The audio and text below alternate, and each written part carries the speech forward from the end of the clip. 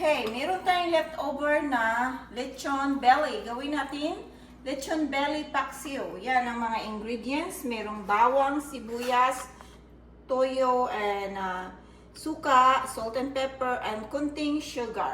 Isahin lang natin ang ating ingredients. Yan. Isahin natin ang ating sibuyas. Lagay na natin ang ating bawang. Bawang. Ayan, and sibuyas. Ay, madaming sibuyas. Sibuyas. Salt and pepper.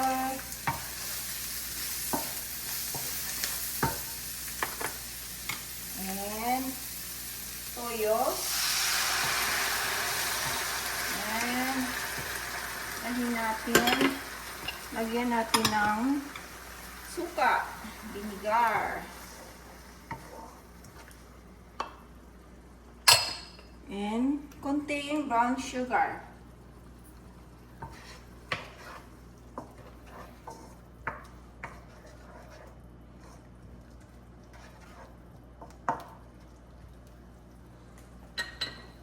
And ilagay natin ang ating lechon pork belly.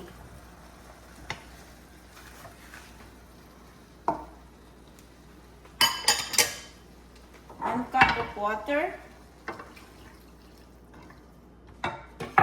Then, takpan natin.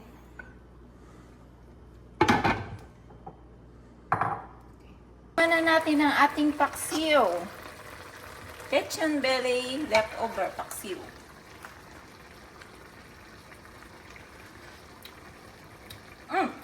Kulang siya ng konting asin. Lagyan natin ng asin, pero ang sarap. Sarap-sarap niya. Kunting asin lang. Lagay natin. Kunting asin. Yan.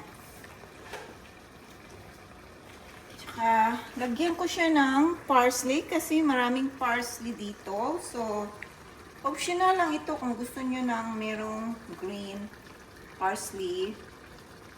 Ayan. Meron akong maraming parsley. Lalagyan ko ang aking lechon belly. Paksiw na lechon belly. Yan po.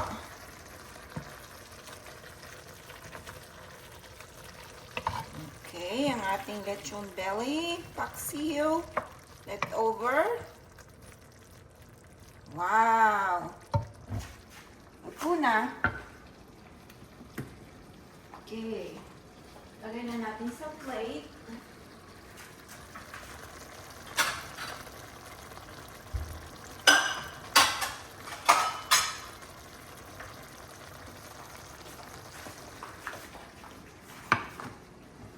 Wow, sarap nito. Leftover natin from last night.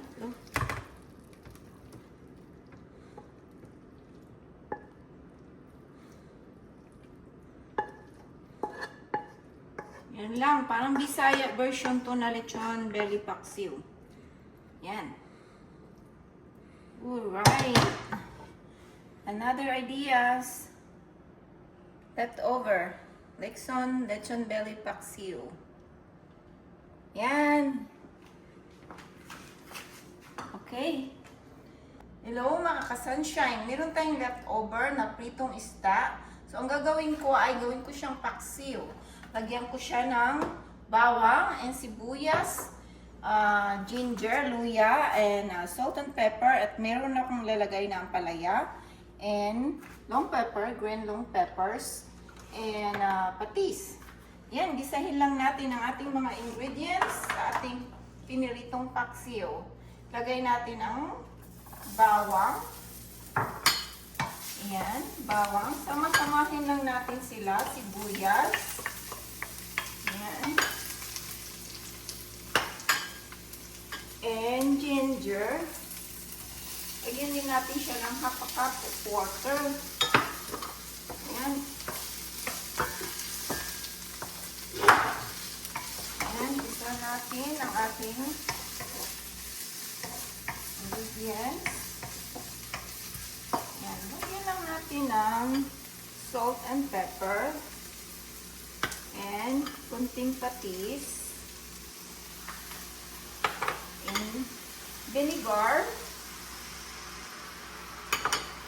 And meron akong ampalaya, so ilalagay ko na rin sa aking piniritong paksiw. Yan. And then, this. Then peppers. And then, ilalagay ko na ang ating, yan, pinirito. Lagay natin yan, ganyan. Yan. And lagyan natin ng half a cup of water. Yan. And tapan natin. Ayan, luto na ang ating paksiw. Luto na naman talaga yan. Kaya lang, lagyan natin siya ng mga.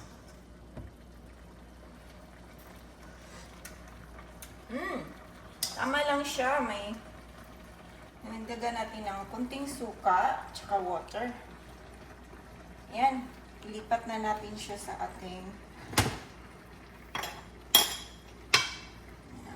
paksiw, piniritong paksiw. Yan ang ating leftover. Ginawa nating paksiw with ginger and bawang and sibuyas, and lagyan ko siya ng ampalaya kasi meron akong ampalaya dyan. So, yan lang ating leftover idea. Yan. Yan po ang ating piniritong paksiw. Yan. Tikman na natin ang ating mga leftover dinner like this. Lechon belly paksiw. Bisaya version. Kasi Bisaya man ako. Okay. Yan, madali lang siya gawin.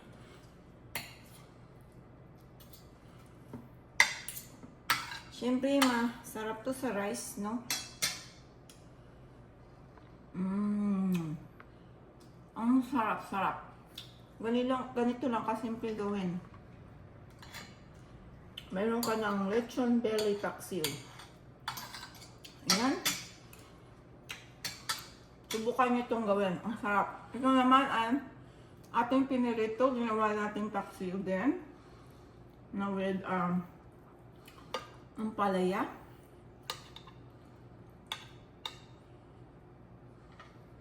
Yan.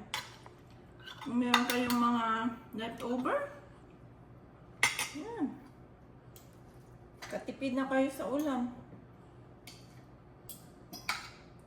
Happy New Year!